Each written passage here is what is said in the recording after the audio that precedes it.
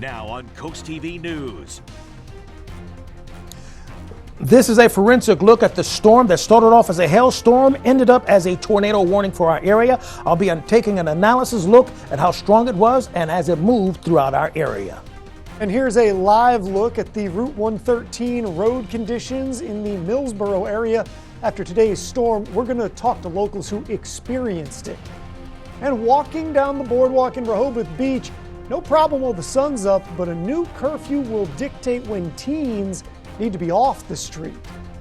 Latino business tour in Milford, how multilingual learners practiced Spanish around the city.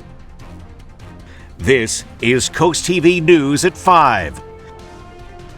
Watching the storm pass through. Good evening, I'm Charlie Sakaitis. Madeline Overturf has the night off. Welcome to our News at 5. We begin tonight with the aftermath of a heavy storm in Sussex County that even brought a tornado warning at one point. But first, we're going to set the scene. Many of our viewers may have seen, felt, and heard the things going on today. All these videos you're about to see were taken around 2 and 3 p.m. today. So far, no damage has been reported. That's important. This was Millsboro on Route 113 and 24. You can just see everything coming down right there. And then when we start to look around the region, let's move ahead to Dagsboro. You can see this is 113 as well. More of that heavy rain really coming down. And how about Roxana? You can see actually hail in this scene. And it was sunny out, but the hail still coming down. So we've seen the wind, we've seen the rain, some hail too. What it looked like in the middle of the storm. Things are a little bit different now as we head back to Route 113 in Millsboro, where CoastTV News reporter Brandon Ferguson is in the weather Jeep. Brandon, you've seen these roads firsthand. Charlie, right now, the roads seem to be clear. We're going to take a look outside of our first alert weather Jeep. We've traveled from Georgetown to the Dagsboro area on Route 113, and we're heading northbound towards the Georgetown area again. And as you can see, the roads are still damp from the heavy rainfall we experienced here in Sussex County. And some of the shoulders and parking lots right off of Route 113 still have sitting water. And we're going to show you some of those shots from earlier on your screen now. And as you can see, heavy puddles in the middle of the road. And CoastTV spoke with the man fishing at the Millsboro Pond just 5 minutes after the tornado warning ended. He gave his experience of the storm. I just returned here to Millsboro, do a little fishing about 15 minutes ago. No tornado, in the area. Rain like heck, but no tornado, so it looks pretty good right now. It's cleared up. Hoping to get a couple of bites here.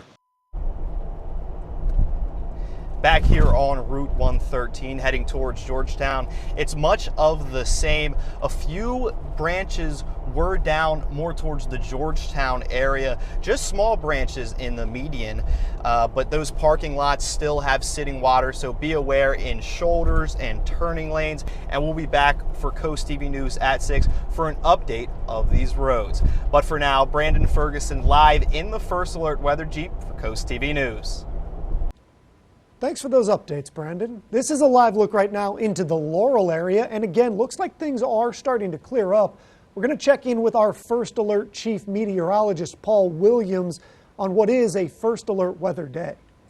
Right now, Charlie, even though it's clear in Laurel, it's not the same situation in Ocean City. They have the dark clouds in place because we have another storm system that's actually on the way right now for Ocean City. Let's reflect on the idea of just how heavy the rain hit. Within just a 2-hour span, we had nearly a full inch of rain that fell in Lewis, Dagsboro, which you saw the video of, Rehoboth Beach, as well as Stockley. Now, this was a very isolated area where we had basically this rain, because other areas we only had about 1/10 of an inch of rain that hit. We have now been reinitiated under another severe thunderstorm watch that just happened before we signed on for our newscast. That's going to stay in effect until midnight. That includes Sussex and really all of Delaware. As far as damage reports officially that have been reported, we've had reports of at least 1.8-inch diameter hail, nearly 2-inch diameter hail or golf ball size hail throughout roundabout portion and near Highway 113, as well as Millsboro.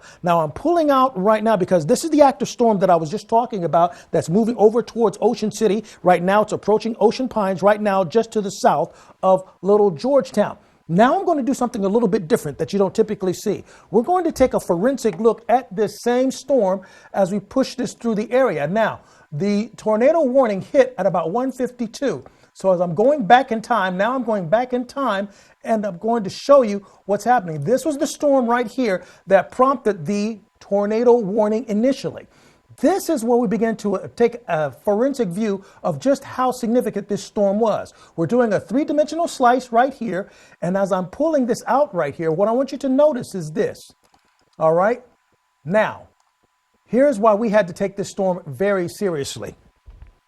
When you're talking about severe storms, 10,000 feet normal, 20,000 feet, heavy amounts of rainfall. But when you get to 30,000 feet right here, we're talking about a supercell thunderstorm that can cause straight line winds. And we had that up to 60-mile-per-hour winds being reported while this slow walking storm pushed through. The entire system was sluggish, but the cells raced through very quickly. But then when we reached up here, you see this 40,000 feet? That indicated that's why we were concerned. One of the reasons why it prompted the National Weather Service to issue a tornado warning. And a lot of times people wonder, well, why is there a tornado warning? We don't see widespread damage. Because when we reach that 40,000 foot barrier, that's when you have to start being very mindful of what's happening. But at this present time, we have one storm that we're still tracking, moving down towards the Shelbyville area, and it's moving to the south, and we're still under that warning, that watch that's in effect. One last thing to keep in mind, we still have plenty of heat energy in place that could fuel these storms and reinitiate them. So that's why the National Weather Service has reinitiated a new severe thunderstorm watch for our area, staying in effect until midnight. Charlie. Thank you for keeping us updated there, Paul. It is very important information. We have an update on a story Coast TV has been following. Rehoboth Beach City Commissioners have made the call. There will be a curfew for anybody under the age of 18 after a string of youth disturbances in some recent weeks in Rehoboth. The police chief gave his thoughts on the issue at a meeting and says his officers actually asked him to bring this up. Coast TV News reporter Zakiya Jennings is live in Rehoboth Beach. Zakiya, at least one man, though, is opposed to any curfew for a number of reasons. Charlie, in a 5-2 vote, the commissioners voted to add a curfew for minors from 11 p.m. to 5 a.m. One man who lives in Rehoboth Beach part-time says he grew up here and he appreciates the independence he had while growing up. He even wrote the commissioners an email on the subject. He says a curfew penalizes everyone, even those who aren't creating disturbances, and wonders what the strategy would be to keep an eye out for minors at night. So this just gives the police the authority to just stop someone who they think is under 18 and demand their ID. It's just unnecessary. It's overly broad. And I'm generally pro freedom unless there's serious harm. Any officer who finds a minor violating any provisions will get contact information for the minor and their parents, and the minor and their parents could face a curfew violation, which means they will have to go to the Rehoboth Beach Alderman's Court, which oversees civil violations. Live in Rehoboth Beach, Zakiya Jennings, Coast TV News. And this brings us to our Coast TV poll for the night. We want to know, how do curfews affect your beach experience? Let's take a look at what the results say so far. And this is what we've got. 69%, big percentage there, says safer environment. 26% says limits freedom. And just 5% says it could hurt some business. If you haven't voted yet, you can still do that. Go to coasttv.com or use the Coast TV mobile app. Looking ahead, Delaware State Park is rolling out a reservation system for surf fishing drive-on beach access. It's going to start May 24th.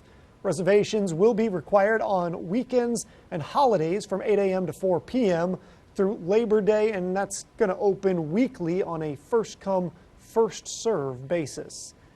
For the first time, 8th grade multilingual learners from Milford Central Academy took to Milford streets today for what is a Latino business tour. Now, the purpose is to provide a real-world learning opportunity that celebrates Latino culture, language, and entrepreneurship. The event is in partnership between the Milford School District and the Culture Club PR. Students visited businesses like Flow Factory Barbershop, My Sister's Fault, and Ezra's Bakery. It just makes me happy to see them out of the classrooms talking to other people, and that shows them that being bilingual, it's just an amazing thing. On May 30th, it will be the 7th graders' turn to explore local businesses and practice their Spanish. There's a flurry of activity across Chinese factories and ports. American and Chinese companies are rushing to make the most of the 90-day tariff pause. Bookings for shipping containers from China to the U.S., they have spiked almost 300%. Now, that is according to a container tracking software provider. Meanwhile, multiple Chinese media outlets have reported that suppliers are working overtime to meet the surging demand from U.S. companies that are looking to restart their orders. A tribute to the wild ponies. How the Delmarva Shorebirds are set to honor the ponies on the baseball field. And right now we're tracking another storm that's moving rapidly through our area, hitting the Ocean City area, and we are now under a newly issued severe thunderstorm watch until midnight. Coming up next, your cool things to do this weekend. From biking for a cause to pickleball and art by the beach, we've got your plans covered, so stay tuned.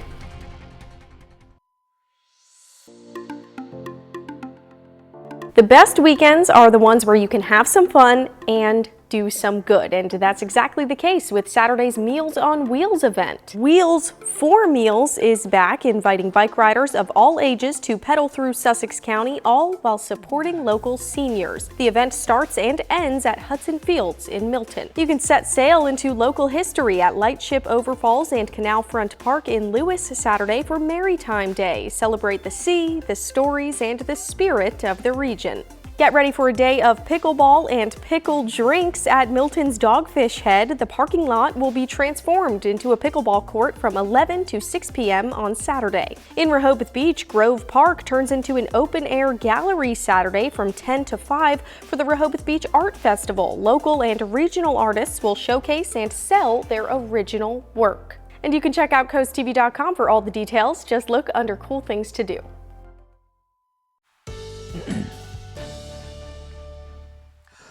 Another hail-forming storm is closing in quickly close to the Ocean City area. You can see a live rendition of what's going on. You can see the rain already kind of dripping on the lens of the camera, and we're starting to see activity move throughout the entire area. Now, we are expecting for it to stay in the 70s, so we have just enough under that threshold of energy that could keep these storms going strong, even though we're in the 60s in other areas. The winds are coming out of the south, so that's feeding into the storm as well. So with that being the case, here's the latest look at what's happening with that storm. It's beginning to flatten out a little bit for us, but we still have the potential of hail. That's what this is significant of, right, that you see.